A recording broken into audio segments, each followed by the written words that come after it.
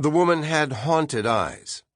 Pale, drooping at the outer edges, they stared into the unseen camera with an odd combination of defiance and defeat.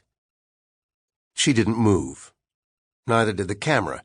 The wall behind her was brown-blue, the color of an old bruise. The couch on which she perched was gray. She was a pretty woman, made less so by fear. Her shoulders were bunched high, her neck tendons taut as bridge cables. A black, sleeveless dress showcased soft white arms. Two blonde hair fell limply to her shoulders. Moments passed. Nothing happened.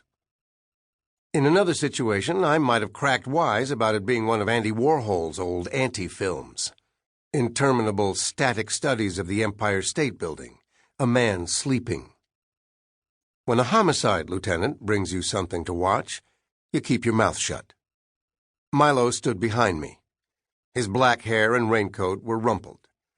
The coat was cheap, green, wrinkled past the point of salvation. It gave off a not unpleasant vegetative odor. He'd placed a massive breakfast burrito in a takeout box on my desk. Hadn't touched it. When he drops in, he usually beelines for the fridge, empties a quart of something, raids the shelves for bad carbs. This morning, he'd marched to my office, loaded the DVD with a flourish. "For your consideration." Blanche, my little French bulldog, sat next to me, uncharacteristically serious. She'd tried her usual smile, had figured out something was different when Milo didn't stoop to pet her. The woman's lips moved. Milo said, "Here we go." The woman said, "My name is Elise Freeman. I'm a teacher and tutor at Windsor Prep Academy in Brentwood." Her voice was throaty. She knotted her fingers, flopped them onto her lap. "I'm making this recording to document sustained abuse I have received at the hands of faculty members at Windsor Preparatory Academy in Brentwood, which I will hereon refer to as PrEP." Deep breath. "For the past 2 years at PrEP, I have been subjected to repeated, unwarranted, aggressive and distressing sexual harassment from 3 individuals. Their names are—" Her right hand rose. A finger pointed upward. "Enrico Hauer, Hauer. 2 fingers. James Winterthorn." More slow, enunciated spelling. Then a trio of digits. "Pat Skaggs." The hand dropped. "For the past 2 years, Enrico Hauer, James Winterthorn, and Pat Skaggs have made my life a living hell by engaging in brutal, unsolicited, and threatening sexual behavior. I am making this recording so that in the event something violent happens to me, the authorities will know where to look. I do not know what else to do, as I feel trapped and frightened and have nowhere to turn. I hope this recording never needs to come to light, but if it does, I am glad that I made it." Staring hard at the camera. "Thanks for listening." The screen went blue. Milo said, "Talk about a D-movie plot device." I said, "But you're here." "She was murdered?" "Maybe.